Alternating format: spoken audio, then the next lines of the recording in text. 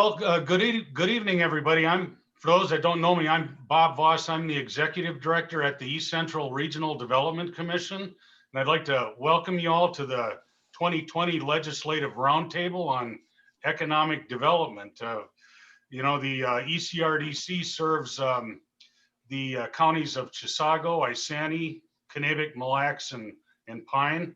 Um, we have a 24-member board of directors. It's comprised of elected officials and from cities, townships, counties, school boards, and we have public interest reps and members from the tribe as well. So it's a pretty big group. Um, I'd like to quickly acknowledge Chisago County Commissioner Ben Monska. Ben's our chairperson. Ben, where are you here? Oh, there you are. Yep. Thank you. And then Lauren Davis is our vice chair. He's our public interest rep from Isani County. And Mille Lacs County Commissioner Jenny Reynolds. Jenny is our secretary treasurer for the commission. We try to hold these legislative roundtables biannually to bring elected officials, EDAs, and staff from our townships, cities, and counties together with our state legislators and congressional delegation to discuss economic development and other business related topics prior to the start of the upcoming legislative session and Congress. Tonight I'd like to recognize our region state legislators, the ones that touch our region, are either all the way in it or partially the way in it. If you don't mind, if I call your name, if you can just indicate whether you're here or not, because we're gonna probably have you say a few words later, and we just want to make sure we catch everybody that's in the room here. So we'll start with the state senators, Michelle Benson, Karen Housley, Mark Coran. I see Mark. I'm here. Yep. Andrew Matthews and Jason Rarick. I see. I'm here. Jason's there too. Great. Also, our state representatives, Kurt Doubt, Bob Detmer, Sandra Erickson, Brian Johnson. I see Brian. I am here. Yeah, great, thanks. Nathan Nelson, Ann New. I'm here. There's Ann, yep. And Mike Sundin. Okay. Well, thank you all for coming this evening and participating in our forum. The 800-pound gorilla in the room is this year obviously is the COVID pandemic. Businesses have been hit pretty hard. Many have been forced to close their doors. Some, unfortunately, it's been permanent. Most have had to change their business model in one form or another. And everyone's been impacted in some way. Many of the businesses impacted by COVID have been aided by some of the federal programs, such as the Payroll Protection Program, the EIDL or the Economic Injury Disaster Loan Program through the SBA, through those grants from the state of Minnesota, counties and cities as part of the CARES Act. Some of the displaced workers have been aided through unemployment and also the Pandemic Unemployment Act as well. So there's been a lot of programs out there, but not all of them are ongoing. Of course, individuals have also received checks from the U.S. Treasury, but again, many of these programs are coming to an end. For those that aren't aware of, one of the ECRDC's main functions is being an outpost for the Federal Economic Development Administration, EDA. This summer, we also received some CARES Act funding through EDA to bring on some additional staff to assist local units of government and businesses that were negatively impacted by the COVID pandemic.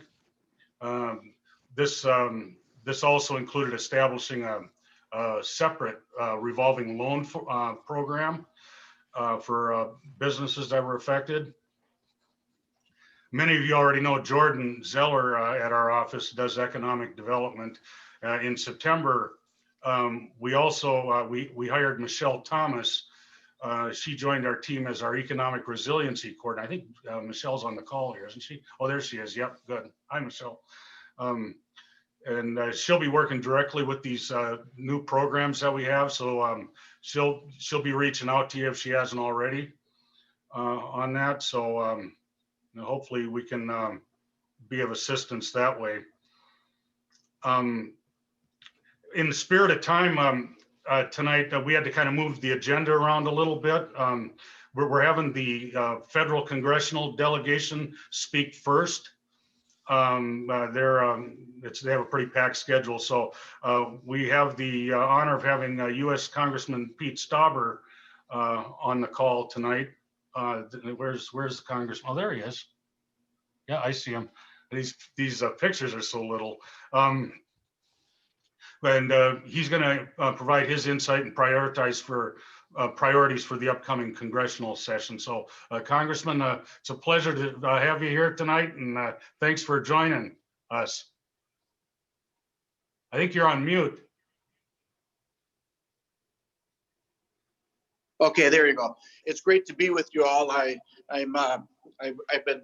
Was booked for a dinner meeting, but we're working on the COVID. So I'm just going to give you kind of the 10,000 foot view of what we can expect in the next week or so. So what's happening right now is we're negotiating a package. And in fact, I just left a meeting with Whip Steve Scalise on the COVID 2.0 package. And I think we're going to have a package ready to go. We may have to do a continuing resolution because things aren't finalized. So that means if we do a continuing resolution, we're going to be back next week permanently funding the government for 2021, and also put that CARES 2.0, the PPP package, which is we should have done that, as you know, in September, because in August it ran out. So that it lapsed a little bit there. So I think that it's not going to be what everybody wants. It's not going to be perfect, but we live in divided government. So we're going to try to push, I think, about a $900 billion bill through that. It's going to help our small businesses, help with broadband deployment, help with childcare, help with the vaccine distribution across the country, because that's really important. That Pfizer out of Grand Rapids, Michigan brought their first doses across this country on Monday. And so I think we have an opportunity to look forward. I just want to share with you lights at the end of the tunnel. 2020 was a very difficult year for many of us for obvious reasons, but we have the vaccine. We can see the light at the end of the tunnel. We have 2 1/3 a private company working on that vaccine in 10 months, historic time frame. And so it's being distributed across the nation, and that's going to help open up our economy. And as you all know, the state of Minnesota is on another shutdown. I've heard from countless businesses that's very tough. I talked to a Brainerd business owner today, devastated. I could tell the emotion in his voice.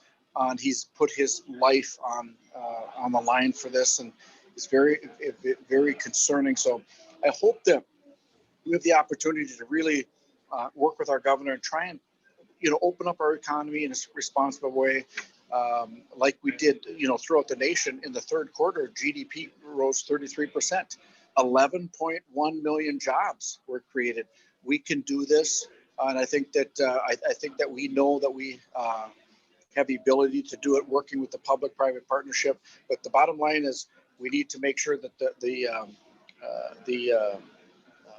rules and regulations, the redundant rules and regulations, are kept off our small businesses and our manufacturing to keep them growing. We need to know, especially important to manufacturing and mining, is that energy consumption is reasonably priced for the lower middle class people. We know that that's a big part of making sure that we're taking care of our middle class. We also know that there are, strategic opportunities for the 8th District of Minnesota to provide for our national security, not only in critical minerals development, but the expansion of iron ore mining, which makes 80% of our steel, the ore that's mined from the Iron Range.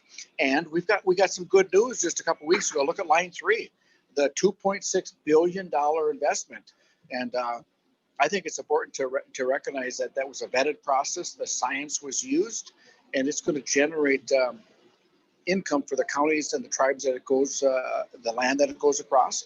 And we have the opportunity to do so many great things. But I really believe that we're going to get a transportation infrastructure bill in the 117th Congress. I think we're going to do more on the deployment of rural broadband.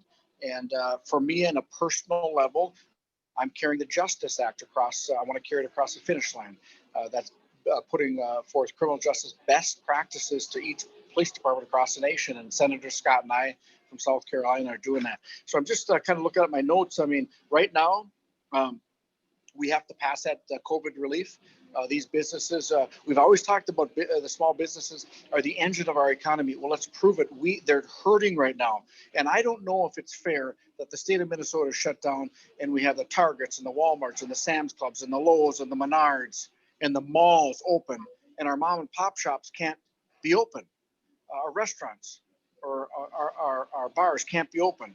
And I know that's frustrating for everybody. So I'm working with you, alongside you, trying to encourage our governor to have a little different stance on that, because another middle of January on this is we're going to see our small business is not open. So, and I'm also on the small business committee, and I hear it every single day. So I've taken enough time. I think that we're going to get through this together as one nation. We're going to be stronger, more resilient, and more self-reliant than ever before. So I am going to just say thank you for giving me this opportunity. I want to wish you all a Merry Christmas, Happy Holidays, and let's all look forward to 2021. It's going to be awesome. It's going to be awesome because I believe in you, the American people, and our small businessmen and women, and our office is open for if you need any help. We want to be a part of the solution for you. So with that, God bless you all. God bless this great nation, and go home and take care of your families today, each and every one of you. Take care now. Thank you, Congressman. Okay, bye-bye. Great. Next, we're going to hear a message from Senator Amy Klobuchar, who couldn't be on the call here in person, but she, her field staff, Ida Rukavina, has graciously arranged for her to make some comments to us this evening. Oh, there we go.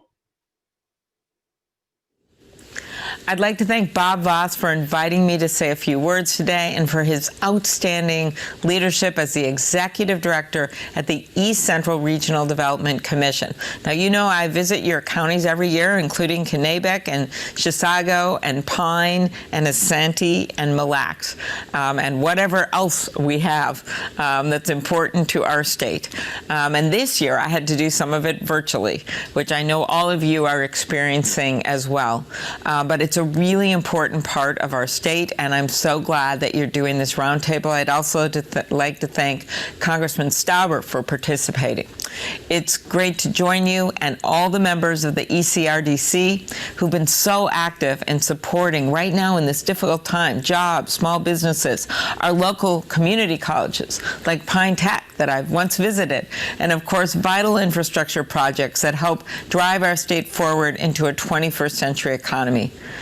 I don't have to tell all of you how challenging this is right now for our state and our country, but now it's time to unite and to move forward. All of us need to work together to defeat this pandemic.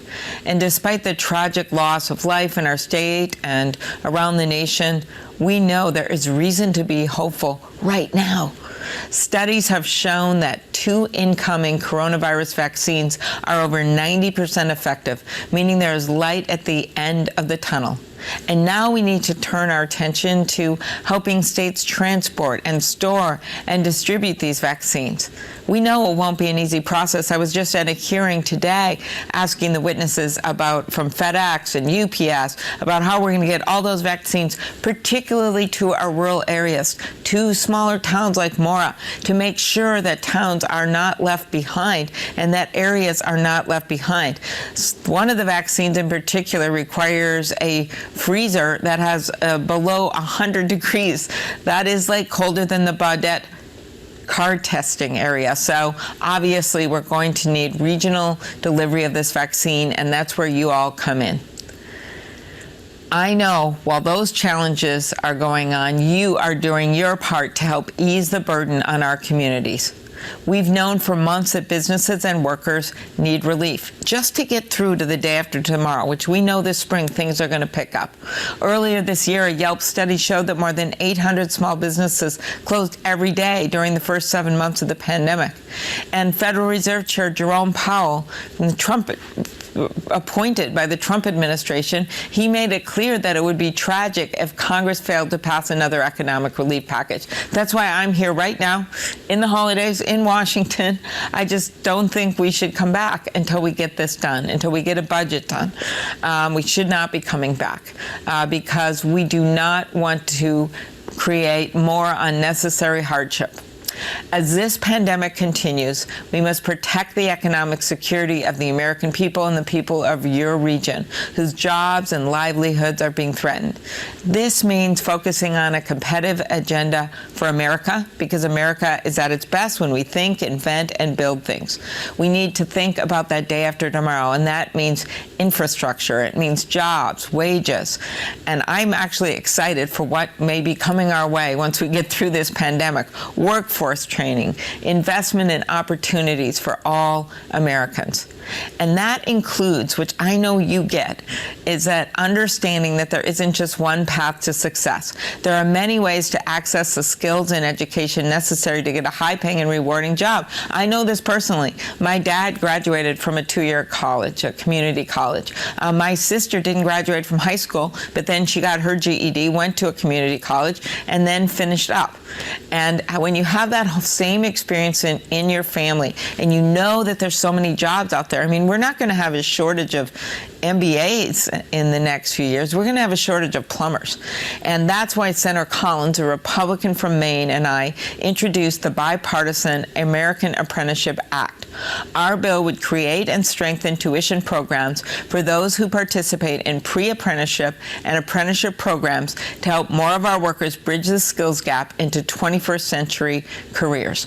What else? As I mentioned, infrastructure, but that should include broadband. Even in areas in your region, it can be hard to get Wi-Fi or even sometimes cell phone service. As co-chair of the Senate Broadband Caucus, I'm working to connect every American, regardless of their zip code, to high-speed internet once and for all. And we have been investing during this pandemic because it's become very clear that certain rural areas of our country, it's really unfair. It's not fair that some kids can learn because they got high speed and other kids can't. House Majority Whip Clyburn from South Carolina and I are leading this together. He has the House bill, I have the Senate bill, and we're going to work really hard in the coming year to get infrastructure passed. Together with your help, I know we can get these things done. So thanks so much for inviting me to speak today. Keep up the good work. Happy holidays, and I look forward to seeing all of you in person soon. Thank you. Well, thank you, Senator Klobuchar. I wanted to thank our, again, Ida Rukavina, from Senator Klobuchar's field staff for arranging this tonight as well. Unfortunately, Senator Tina Smith was not able to join us this evening, but I believe Hannah Alstead from her staff, however, is with us tonight. Are you there, Hannah?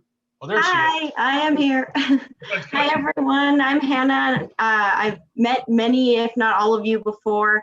I represent Northeast Minnesota on behalf of Senator Smith. And she first really wants me to thank you for, one, the invite, and for the East Central Regional Development Commission organizing this event. She wishes she could be here in attendance, but unfortunately with scheduling, that doesn't always work out, and I came in her place.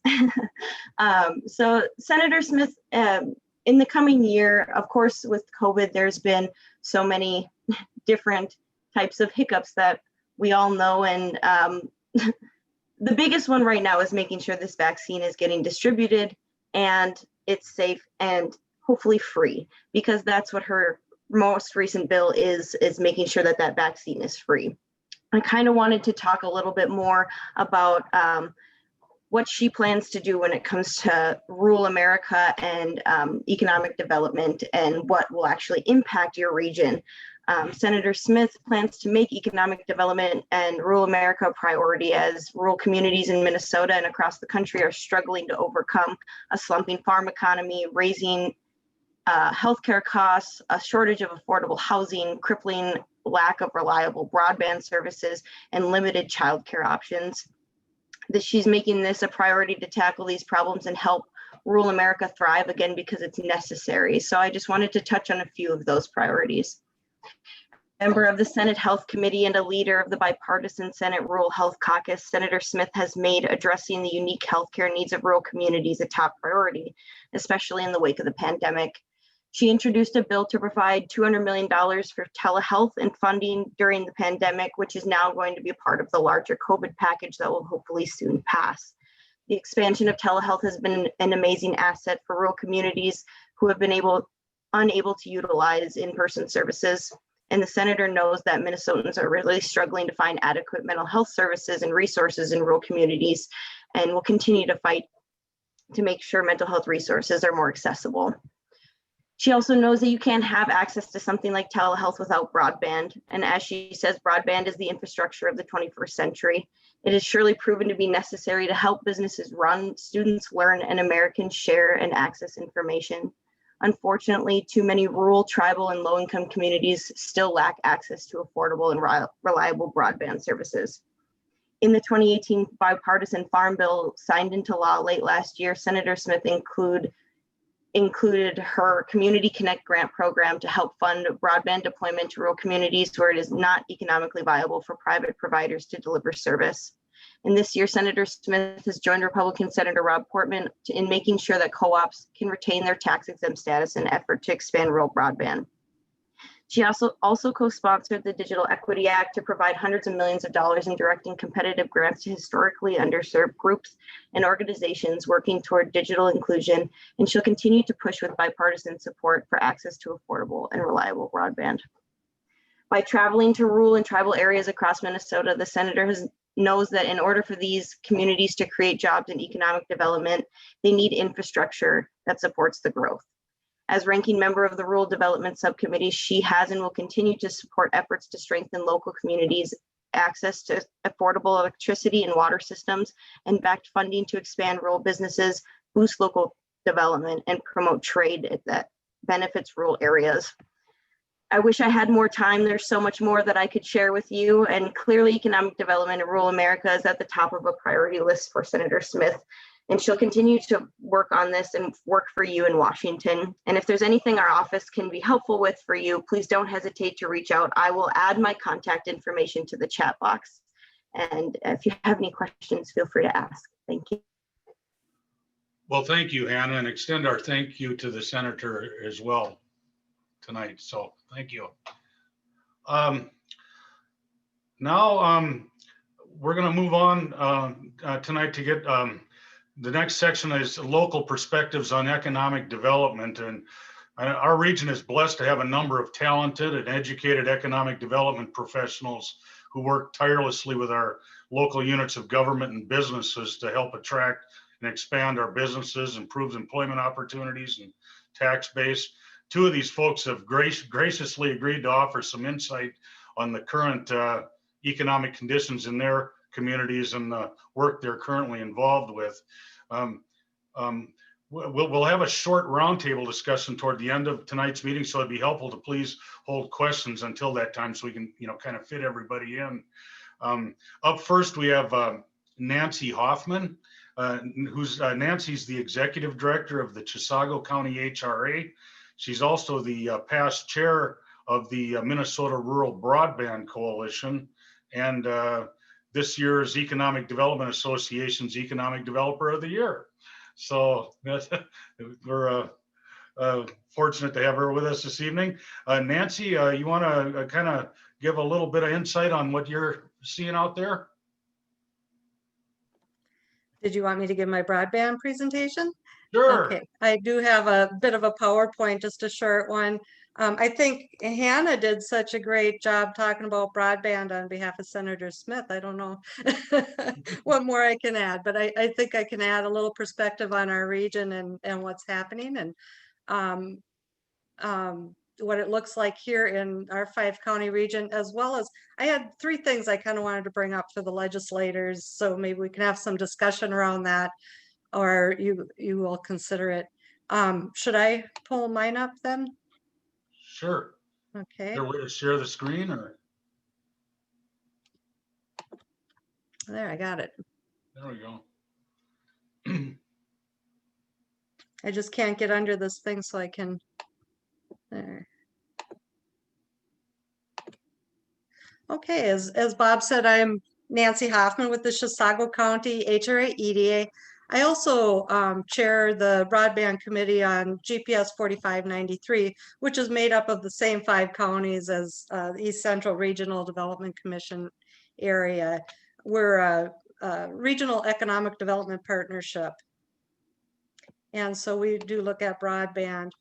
I just have to move this so I can see what I'm looking at. So in Region 7E, I took a look at how we rate next to the other 8 out of the 87 counties in the state. And when you're looking at the 2022 goals for broadband for the state of Minnesota, that's 25 megabits downloads and 3 megabits upload. Mille Lacs County does the best. They're number 37 out of the 87. And I believe that's because they had a couple good projects that went on a wireless project. And I think it was the city of Bach also received a border-to-border grant and was able to put in some fiber. I'm not positive on that, and I'm sure Jordan could correct me. But then you look at the 2026 goals that are just a couple of years away. It's coming up so quick.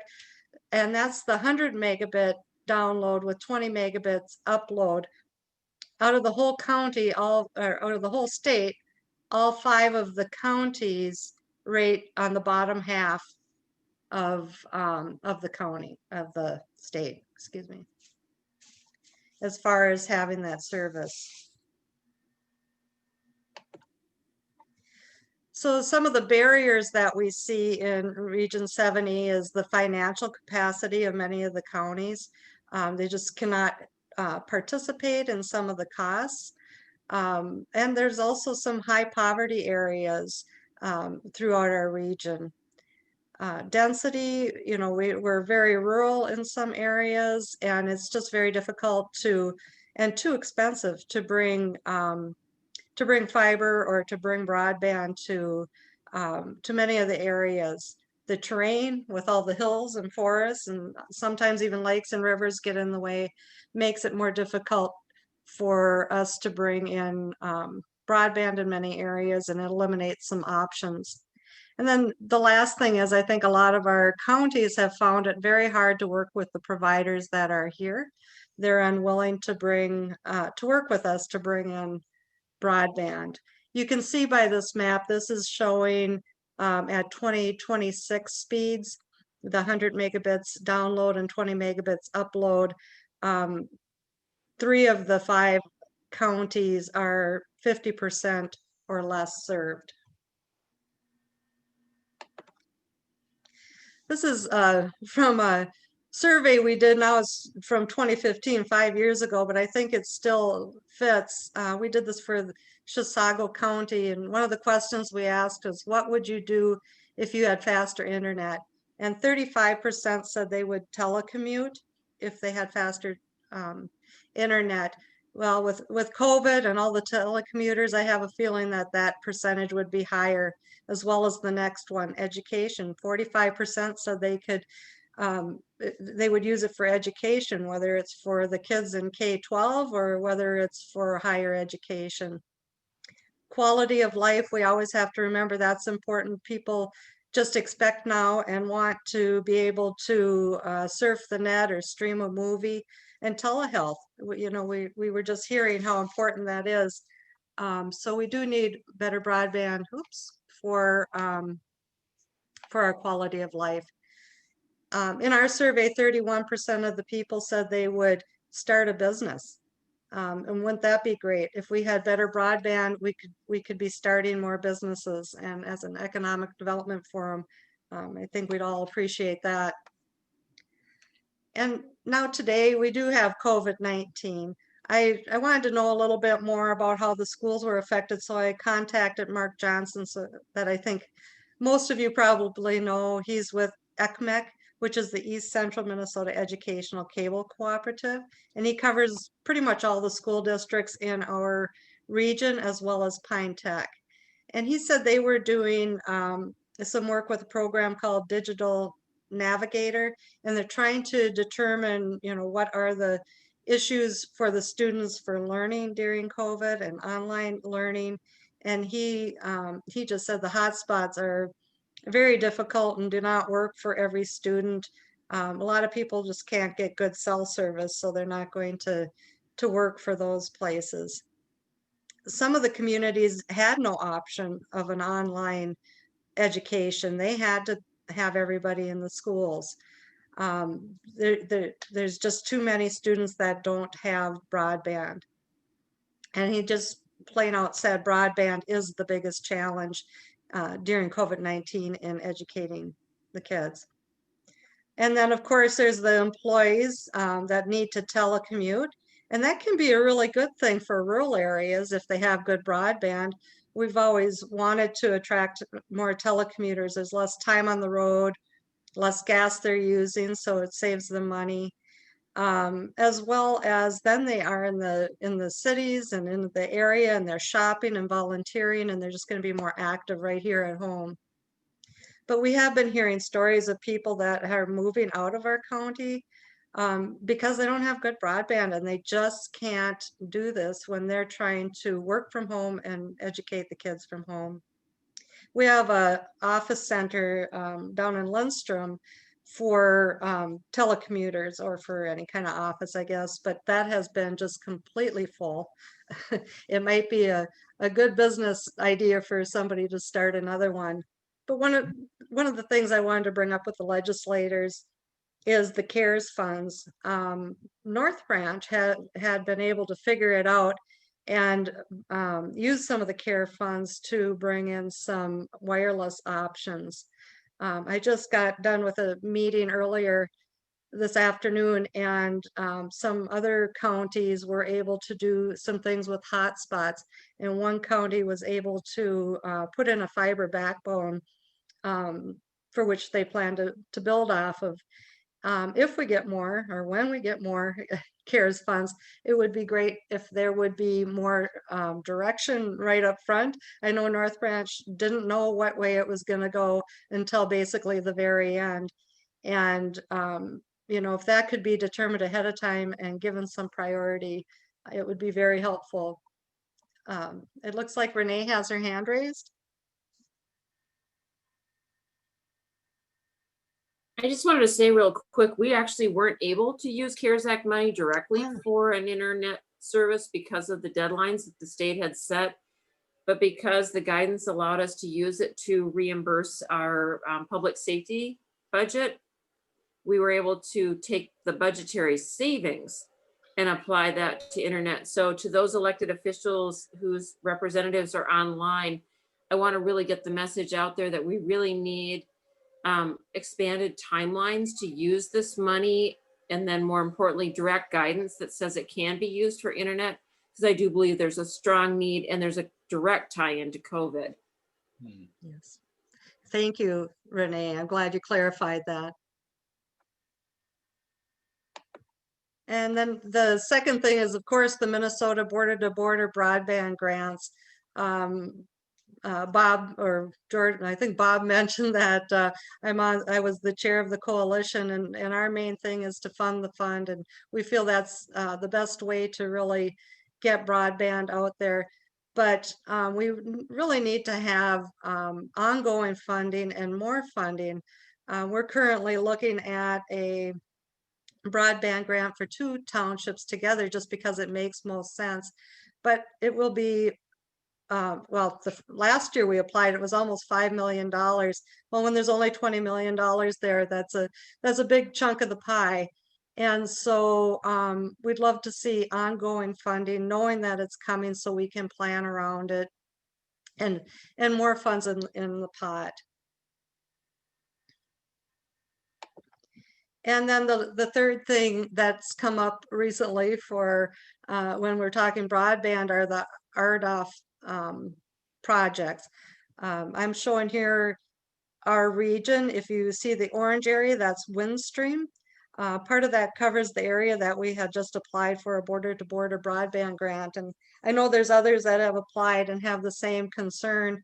We really hope that for this year, for the 2021 allocations, they won't worry about the RDOF projects because we really don't know what's going to happen with them. You know, we wonder if they're going to be able to provide the service. These are kind of done backwards, where they get the bid and then they figure out if they can do it or not. And also they have 10 years to spend the funding. I think most of us feel more urgency and really would like to see this happening. And then will the RDOF projects be able to meet the match? So I think for helping us plan, we'd love to know more about this, and I think everybody's trying to figure it out, but hope that they don't hinder the grants, especially this year. So that's, yep, that's all I had. Awesome. No, that's I'll try to, there we go. well, thank you, Nancy. That was insightful on broadband. Were there any questions at all, or we're gonna Say Bob, this is Mark Corin. Yeah. So I've been a huge supporter of the project that North Branch has been working on. I think once it gets up and running, it's a point-to-point or fixed wireless project. So much lower cost than any of the fibers. So we're excited to make that happen. We did pass off the Senate floor a bill that would have allowed the extension of the use of the CARES dollars for this, specifically for their project.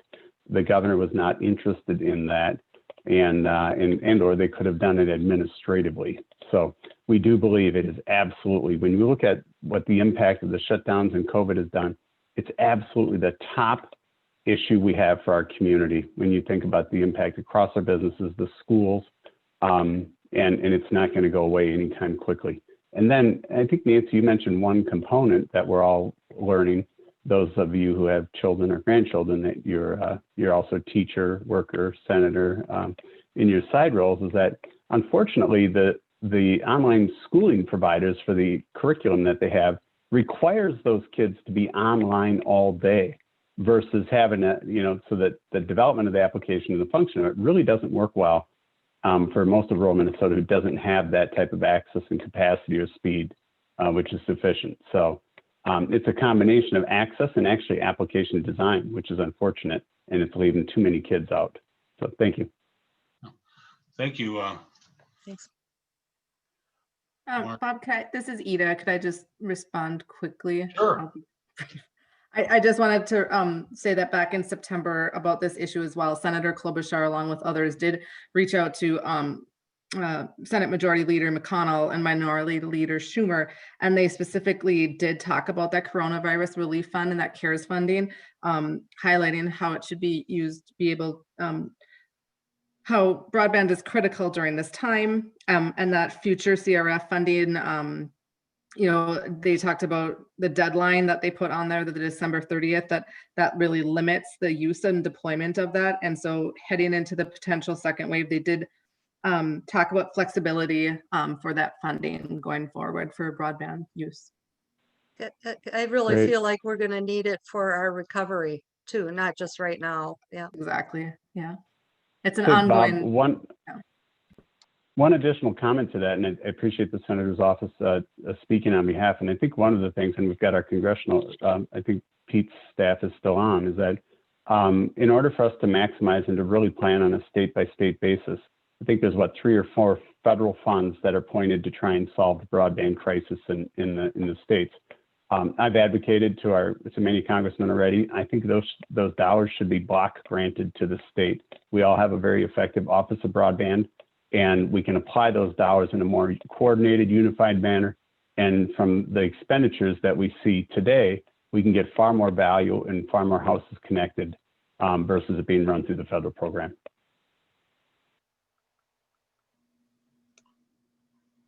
Well, thank you, Senator Coran. Hey, Bob, I have a question. Mayor Yeah. Swenson, Yeah, can I go Mayor. ahead? go ahead, Mayor. Can I go ahead, Bob? Yes, go ahead, Mayor.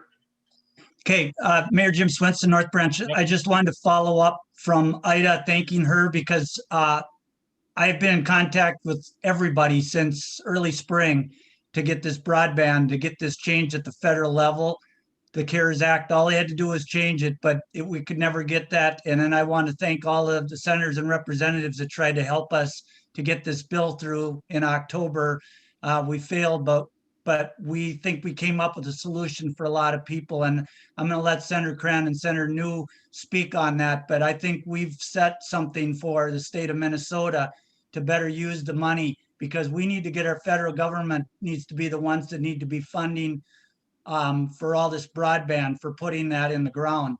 There's too many people getting left behind, and we're giving money to small sections of, so it's turning into the haves and the have-nots. One township is getting, another city isn't. We need to get it out to everybody. And I just want to say, as I preach to our city council and our staff and everybody, we are 100% happy that we are going to have broadband for everybody in our community, and we're going to be the leaders in the state of Minnesota for this.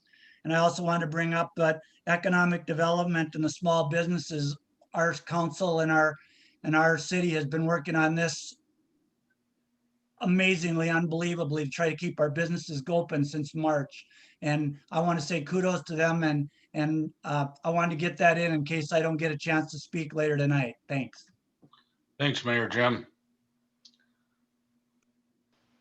Okay. Great. Well, thank you, everybody. And next, if there's nothing further, I'd like to introduce Stephanie Hilsheim. Stephanie's the community development specialist with the city of Princeton. And she's agreed to share what she's seeing in here and over there in lovely Princeton and Mille Lacs County. Actually, it's in part Sherburne County too, right, Stephanie? Yes, we're luckily situated on 2 counties in different regions, so it makes for lots of fun meetings all the time with different topics. So, but I luckily get to follow Nancy, everybody's favorite thing to do. Thanks, Nancy, for your great presentation, like always. I guess our biggest goal right now has been reaching 5,000 people with our census count. And so we tried our hardest, like I'm sure many of you, to get our people, making sure they're being counted. And COVID really wasn't our friend in helping us accomplish that task this year. So it'll be interesting to see what the numbers end up being as we're at 4,740 residents and have been for quite some time. So accomplishing that goal will be a big step for us moving forward, as you're all aware, with more funding, hopefully. And we did receive $350,000 of CARES dollars this year. And we're able to give about $100,000 back to the community, our local community businesses, the hospital, and nonprofits, which I think was really a testament to the supervisors in all of our departments and our council making that a priority this year. And we did see the thanks through our community of how that really did impact them and how much it was helping businesses stay alive, I guess, through this right now. So as we continue to move forward, it will be necessary to get more funding to those local businesses to keep them going ahead through this. I know we do have our small town Main Street businesses that are struggling the most right now through this, but I do see a lot of our industrial businesses and manufacturers really thriving. And I'm not sure if they did the right pivot during this, but they seem to be doing well still. And we've been lucky this year with receiving some funding from the state, which has helped us look ahead at purchasing some industrial parkland and make some expansions to industrial property. In 2020, we did receive a BDPI Greater Minnesota Infrastructure Program grant for the Silva Corporation of $310,000. And that's allowing us to extend infrastructure on a lot that was an outlot always and not buildable, for them to expand their operations, which they're moving forward with here in 2021, and creating 8 jobs, which seems small on the whole scheme of things, but it is also helping them keep those jobs in Princeton, which is really important for us to keep them here and not having them move to one of your great towns. So it is a competition always for us in Greater Minnesota to keep our businesses where they are, as much as it is to retain or get new businesses in. So that program has helped us keep them there and help them to expand. We also actually did apply for a federal EDA grant with the help of Jordan and Bob, and were denied that grant. It was a large infrastructure project for the for an industrial park, and I think the most disappointing thing is that we found out at the end that we're just competing against cities that are in far more dire straits than most of the greater Minnesota cities can compete with. And so though it was a good project, it's just, I think there needs to be some help there from the federal government, from the EDA perspective, of getting money out here for us too. We did also receive a grant from the Minnesota DNR this year for a park project that allowed us to reinvigorate a downtown park that's been there since the beginning of our town, which is 1856, so a very long time. And that really has been a great light for us this year. In 2020, we were able to redo a fishing dock, a fishing pier, a boat access to the river. And in this holiday season, we've been able to do a lighting show in our campground so people can drive through it. And all of that seems small, but because of the $220,000 grant that we got from the DNR, it really did reinvigorate our community through this pandemic and keep us outside and give people hope. And so we actually, the lighting show, because of that grant, helped us raise over 20,000 local dollars from businesses and community organizations in 1 month, which is pretty amazing to buy Christmas lights. And every day we see hundreds of cars go through, and people are doing it over and over again. And I think we've raised over $4,000 in the last 4 weeks for our food shelf. So, and that doesn't even include the food that we've raised for the food shelf. So it's been that one $220,000 grant just, really did reinvigorate our community in so many ways. And I know people often would scoff at a park project being economic development compared to the BDPI project I just mentioned, but it really has made a huge impact on our community. And I think it will continue to. We'll see it through the next year also. So I guess we've, like many of you, have received a lot of funds with TAP funding for our Safe Routes to School, Minnesota Housing Finance for apartments.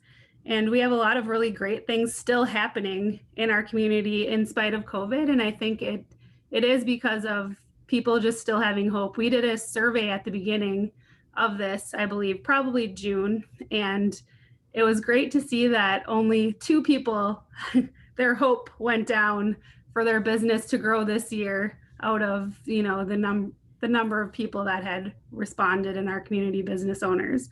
So I think even in spite of all that people have been through, there's still a lot of hope to move forward. And we see that as we're talking to our businesses and looking forward into 2021. So that's about it.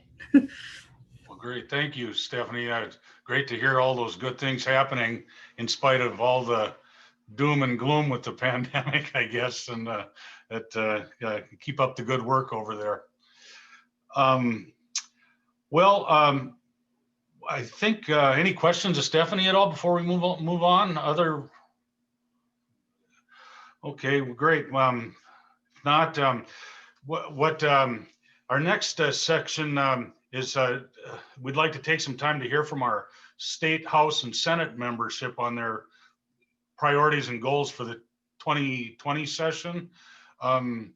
It looks like I think we've got about 4 on the call here, if I have that right. I'll call out the ones that are here that I know of, and if there's somebody else out there, I'll do a last call here at the end. But if I could start out with Senator Coran, if you wanted to give a brief update on what you're hearing out there, that'd be great. Well, we certainly, everybody's kind of discussed the economic recovery, right? All of our bills, our focus for the legislature will be on economic recovery. How do we make sure and implement the reforms that ease and simplify the recovery or expedite the recovery? For me, it's our budget. It looks like there's a surplus today, but our long-term deficit needs to be managed and focused on, and so it's going to drive a lot of the efforts for us specifically in Chisago and Ixtapa counties. We got broadband. We've already talked. We've led that effort for a while, and we really want to again, for our federal legislators, we want those dollars block granted so we can get the best out of those funds, and then make sure in Minnesota that we can manage the implementation of it effectively.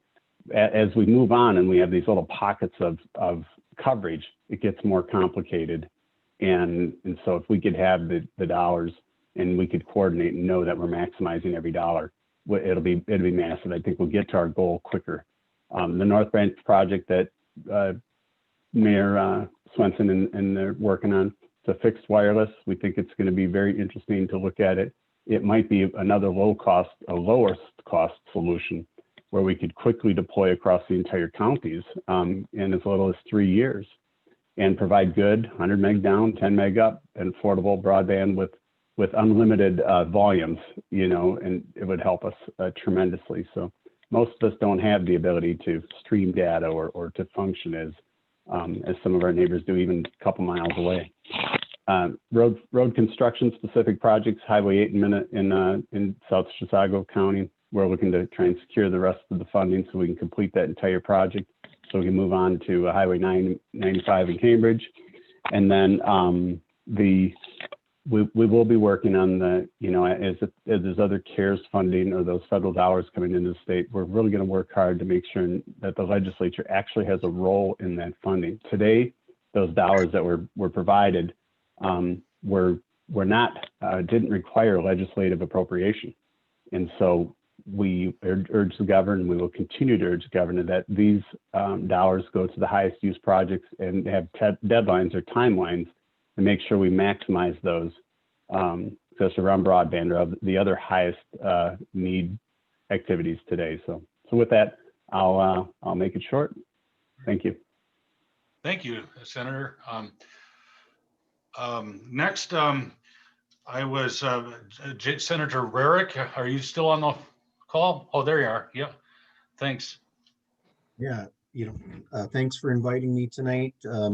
I'm not going to retouch. I think everybody knows I again support broadband and bringing that to our areas.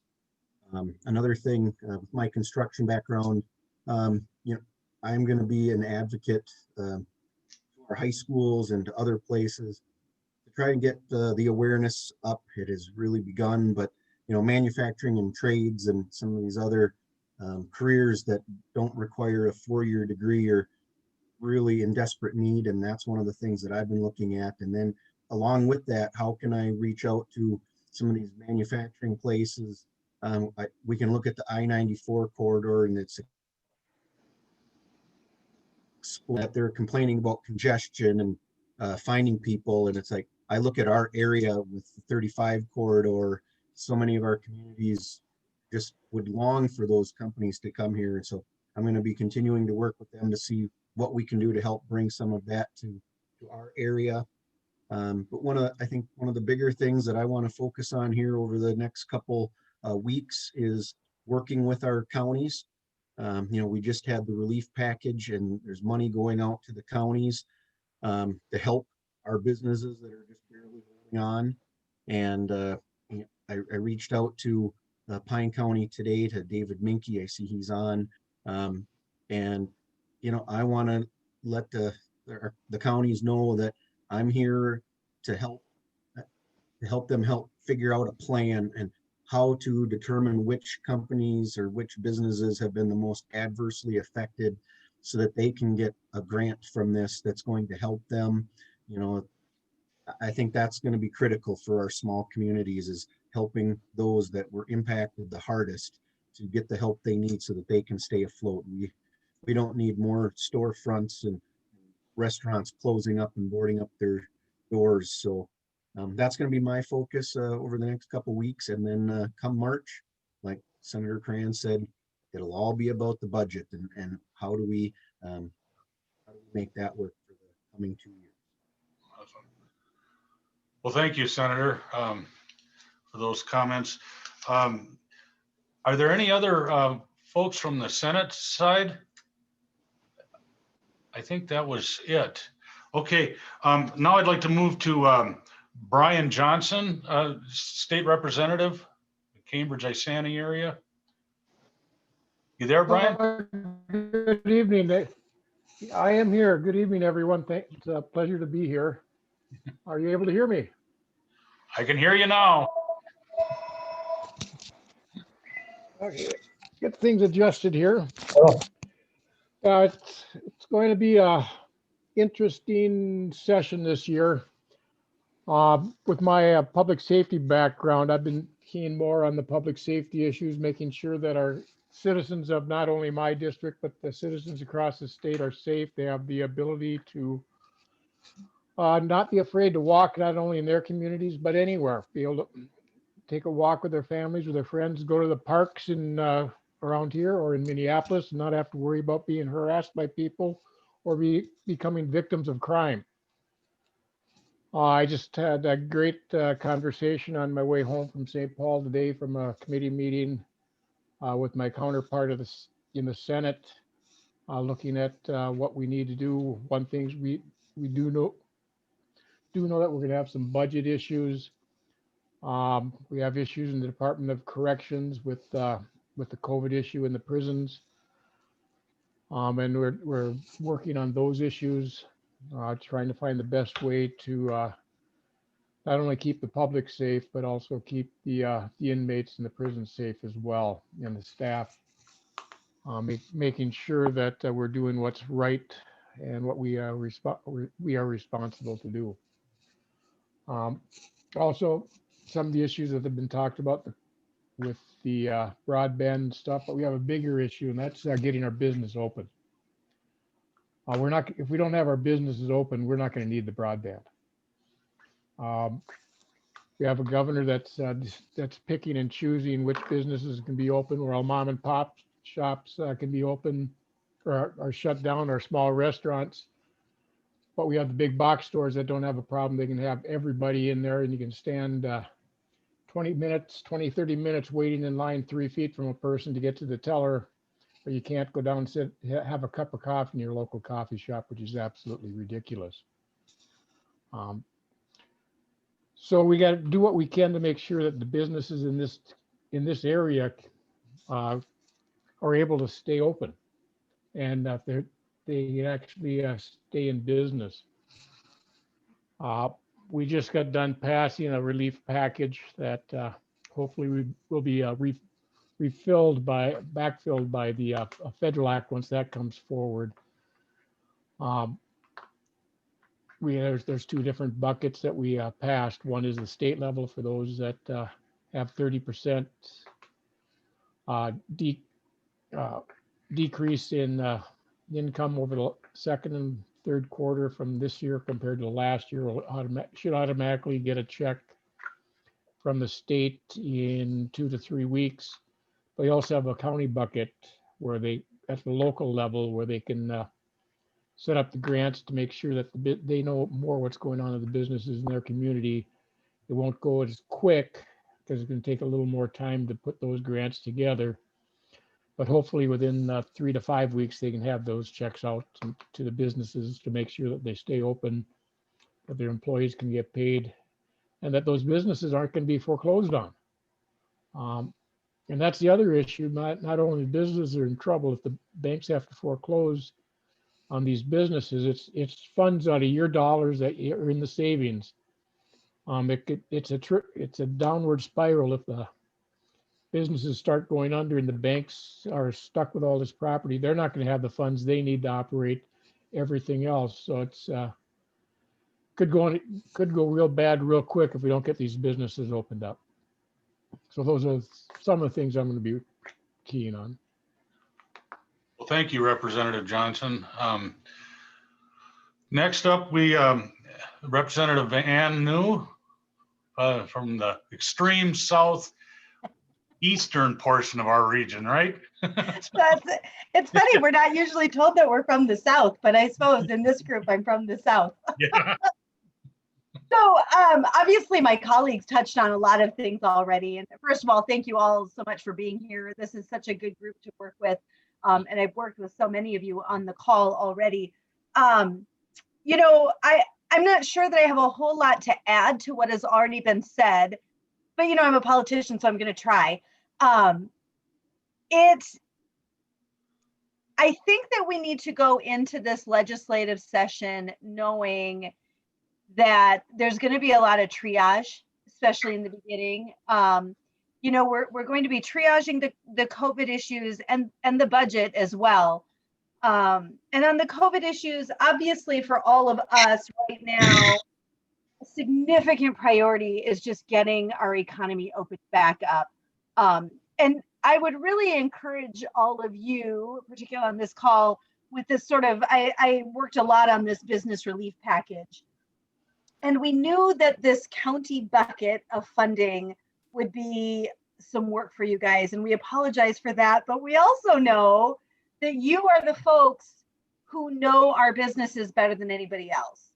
And so we purposefully wanted this county bucket of funds to give some flexibility to all of you to be able to best help our businesses. So a lot of our businesses are going to get a check automatically. They don't have to apply for it. They don't have to ask for it. The Department of Revenue will send out one portion of those checks. Deed will send out a bucket of those checks. And then at the county level, you'll have a lot of responsibility there too. We made sure that there was a floor for those county buckets of money, that it was not just per capita. We've got some smaller counties, and we needed to make sure that it was going to be worth your time to manage that money, getting it out to businesses. So we made sure there was a floor. I think it's $250,000 for every county, plus a per capita amount. So there should be a nice bucket of money to work with to help our local businesses. But if you have any questions about that, please reach out to us and we can help you work through that. Our intention was that county bucket of funds is that it would be much more flexible than the other two buckets of funding sources. The goal was to really target those businesses that have been affected by the most recent shutdown and executive order. But we understand that there are some businesses that might not fit neatly into that category. So for example, you know, maybe we're not talking about a restaurant that has been shut down, but maybe there is a business that goes in and services that restaurant. Maybe they weren't technically shut down, but they were definitely directed, they were definitely affected by these executive orders. And we want you to be able to help folks like that. with that county bucket of money. So I've talked too long about that, but if you need assistance with that, or if you have questions, please reach out to us, because we'll get you some extra guidance on that. I would just remind everybody that we do have a deficit going into the next biennium. You know, the economic outlook has gotten better for sure. We have just a small surplus right now, but going into the next biennium, we still have a pretty significant budget deficit. It's over $1 billion. So I would temper expectations. This is not going to be a gangbuster year when it comes to additional appropriations. And I just want to mention again the work that Mayor Swenson has done in North Branch. And Nancy, I know, has worked so much on this issue across the region.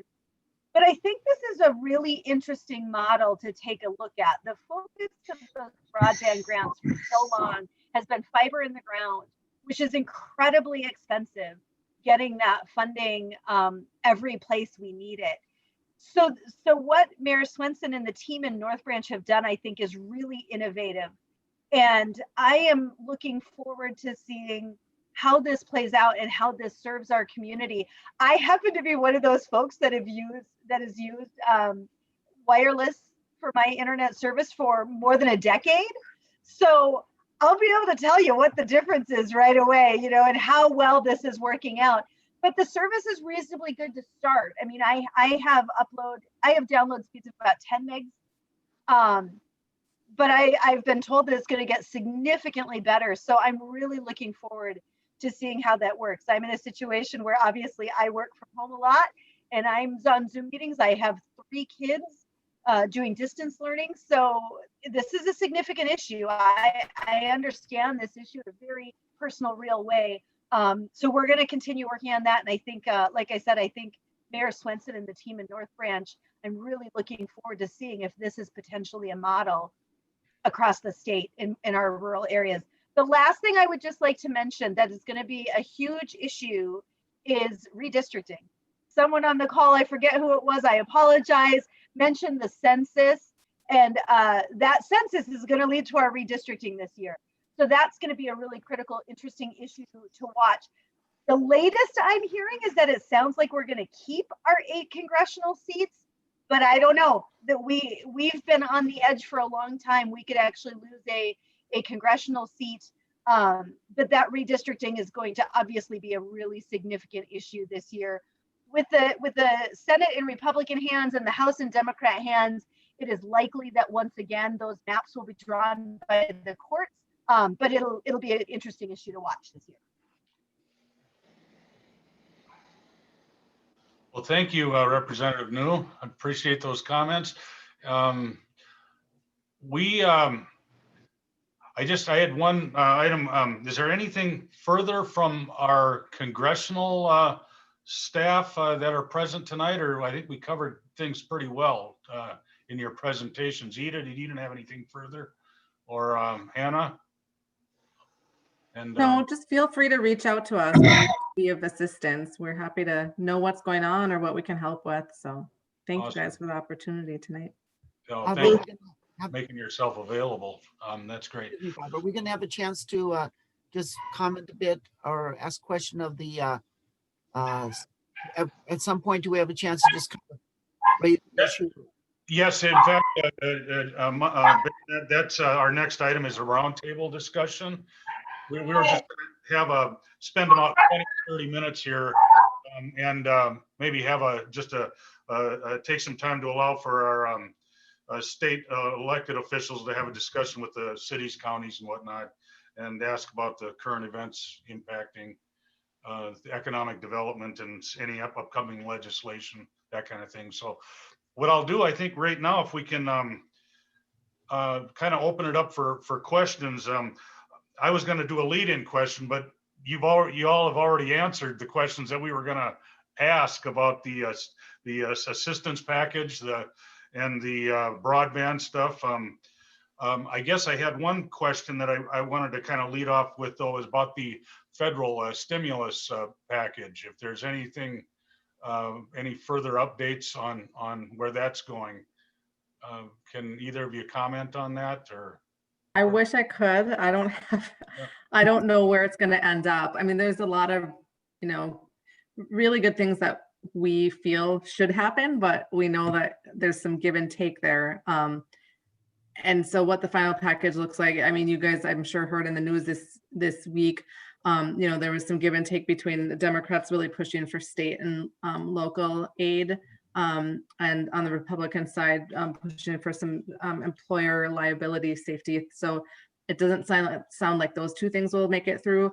And then it just changes week to week. You know, at one point it was talking about a stimulus check, and then it was, you know, or was out, and now it's back in. So it's really up in the air until it's final. Yeah, a lot of back and forth. And I will say this, though, I didn't add this in before. Senator Klobuchar has really been pushing for an additional, the Restaurants Act, which in addition to like the PPP funding and the unemployment funding for laid off restaurant workers, this Restaurants Act would provide, no, I don't have it in front of me, an additional funding for restaurants, cafes, bars, specifically that have been impacted across the nation. Thank you, Ida. Chairman Monska, did you have a question that you wanted to? I did. I wanted just to comment on something first. The COVID grants that the state has done, I really appreciate that, because we as a state, well, the governor acting on our behalf has really impacted a handful of businesses kind of severely in the last couple of weeks. And so I really appreciate, all hats off to the state people for doing that. I know that there's federal money coming as well, but I just really appreciate that. I was just mentioned to Emily, my wife, we have basically really impacted them. We should be backing them. And so I know it doesn't cover their losses, but thank you. I do appreciate that you're automatically going to be paying them. That's great. And then the county, of course, I think most of the counties have already set up a good system of distributing additional CARES like money. And so if there's more money available, I think you'll know that the counties, including Chisago County, will do a good job at that. I did want to just let you know, and I know that it's very important to keep the economy going, but I did want just to put a personal touch on the deaths and suffering that is in Chisago County from COVID. I just wanted to give you the update as what it is now, because I think sometimes we forget about why the governor is doing what he's doing.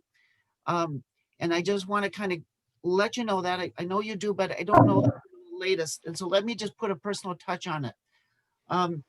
Right now we have, in Chisago County, we have 38 people in the hospital. I'm advised by our health director, public health. Of those, 10 are in the ICU. We have lost, or our positivity rate over in the last measurement period that we have is now 11.5%. And I know that things are going down, but that's still a lot of community spread, which is going to result in suffering until we can get the vaccines in place. We've lost 24 souls, citizens of Chisago County, from the virus, ranging in age from 43 to 94. And if you look at my Facebook page, you can see the spread. We can't actually give the whole spread because of the number. We have to protect privacy. And these are people that are from our county. These are families. I've lost 2 friends from Chisago County. I knew 2 of them. And these are real people that that I knew were vibrant and yet passed. My nephew, who was 13, was in the ICU for about a week. He skinny as a rail and got COVID and had to go to the air ambulance from urgent care to an ICU. So it's an odd disease. I know it doesn't strike many, but one thing it is striking a lot is people of color. And I think that we as Chisago County residents, I know we love and care for each other. And so for that reason, I just want you to know about just the impact that it's having in our families. And those 24 people that have passed have families. And I just want you to know that that we're praying for their families, and we realize this is a tough time to lose someone. And I am hopeful with the And I know that to limit economic activity for the sake of a virus, which is so random sometimes at who it strikes, it does seem like it's the right thing to do as caring Chisago County residents. And so for that reason, I just want to indicate that that the toll is taken in Chisago County. And I would say that how we open is important. I am aware of at least one community organization, I'm not going to get into detail, in Chisago County that has had numerous individuals who have gotten the virus because they haven't been following good guidance, public health guidance, and a number of them have been in the hospital. And so this is something I think that is difficult to remember until it's striking. And right now it's striking a lot of people in our county. But I think we should also remember, because of our lack of ethnic diversity, racial diversity in our county, I think that we are not seeing the suffering that is happening in other counties when we are not careful to spread it. So yes, I want the economy going. Chisago County supports that, but we want to also protect people as we finish up this pandemic. So I just wanted to say that. So thank you everyone for, I know it's such a difficult thing, but I do appreciate the efforts to protect, and I appreciate the efforts to help our economy. So thank you. Sorry to give you that negative, but I want to end with a positive. Thank you for the people that represent Chisago County, all of you being here. Thank you. That was too long. I'm sorry. Thank you, Ben. Anybody else? Comments or questions from either to the locals or back to the state representatives and senators? Bob? Yeah. Steve Holland here. Hi, Steve. Pine County Commissioner. And I want to thank the representatives from the senators and the congressmen's offices and our state senators and representatives for being here. I appreciate all the broadband talk. I support the idea of some block grant initiatives to the state. We do have a good broadband state committee. To expect every township and every county to do build outs, the expertise is lacking. The partnerships with carriers, incumbent carriers, is non-existent in some cases. And so places in the state are going to really struggle, including parts of Pine County. You know, it's interesting that the schools and public buildings in Pine County have as good a broadband as anybody in America. And you can stand in the parking lot at Pine City High School and look down the road and see the first 3 houses that you can see that are operating with a Verizon hotspot, which is spotty at best. The city of Rock Creek can't get internet service at their city hall. When we do elections, about half of our precincts do not have cell phone service. They can't, if they have a question in Munch Township that they got to communicate back to the courthouse, they got to drive a half a mile down the road to a hill so they can make a phone call. I think we can do better than that. I know we can do better than that. So I applaud you, Senator Clarence, to advocate for some block grants and that we can get some expertise to help those of us that are geographically dispersed. Thank you. Good point, Steve. Thank you. Others? Bob, can I say something? Sure. This is Kathy with the City of Sandstone. Hi, Kathy. And hi. It's good to see everybody. And a lot of you had participated in our GPS legislative session too in July, which was great. And I just wanted to remind you, just my little plug, is, we have this beautiful property we're trying to redevelop into housing. It's been empty for a long time, and it used to be the heart and soul of the city, and now it's just this big ghost town. And it's so important to bring it back to life and bring the heart and soul of the city back to life. One of the things that I know, there's so many issues that you're struggling with and dealing with, and everything's a priority. I totally get that. But please don't remember that the historic tax credit is due to sunset. If you can do something to, extend that, keep that going, it would tremendously help our project, and I know it would help other projects throughout the state as well. So please don't forget about that. Thank you. Thanks, Kathy. Anybody else? Let's go. We were right on schedule here about when I thought we were going to go. Wait, there we go. City of Wyoming, Liz.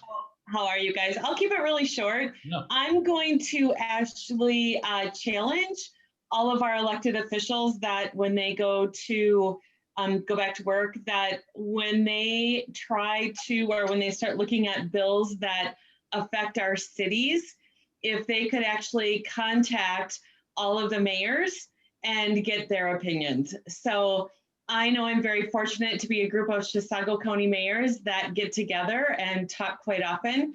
And I think there's a lot of things that go on at the state level and actually at the federal level too, that they forget to come to us and ask actually how it's going to affect the city and the residents. So my challenge, I'm sure Mayor Swenson can agree with me on this. Anytime that you are thinking that you want to challenge a city on something, come and talk to us first. Thank you. Thank you. Others? I can't see everybody. Now I can. Okay. Well, good. I'd like to, this is Representative Johnson. I want to thank the City of Wyoming that spoke up. I believe it was. That's one of the issues we try to keep track. If we're not on local government committee, we will not know what bills are coming up until they basically come to the floor. So we also need your help. Be watching what's going on. If you see things coming up, let us be aware of it. Like for me, I'm going to be spending most of my time dealing with public safety and judiciary. Ann's going to be dealing with some other issues that she's dealing with all the time. Senator Coran, I don't know if he's on local government or not. If we're not on those committees, a lot of times we won't see the bills coming up. So we also need your help to be watching as well, to let us be aware of things. So if a bill is coming up, you have a question, we can bring it to those members on the committee that they can ask those questions as well. Thank you. You have a question, Mayor Swenson? You're on mute, I think. I gotta give a second for the mute to go off. Okay. Thank you. I just wanted to comment from Mayor Iverson over in Wyoming. Probably the two of us, we let our representatives and senators know anything that's going on that is affecting us.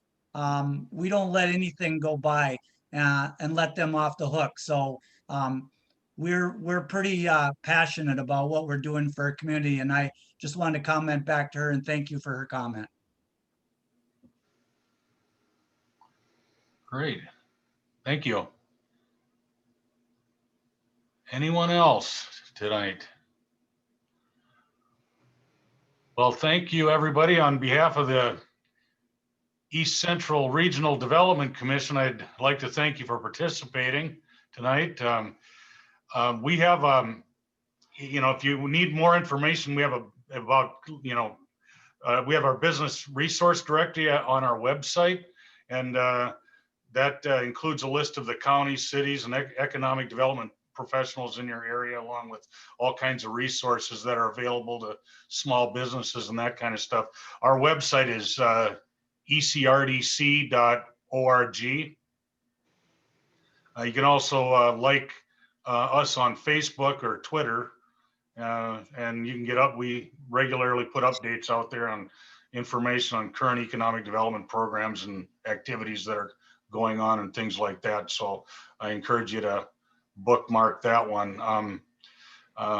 Again, we're blessed to have a dedicated economic development professionals in the region and local elected officials that work hard every day to do great things in their communities, and we appreciate partnering with you guys. So if I don't hear from you all, have a happy and safe holiday season, and I believe that concludes our forum for this year.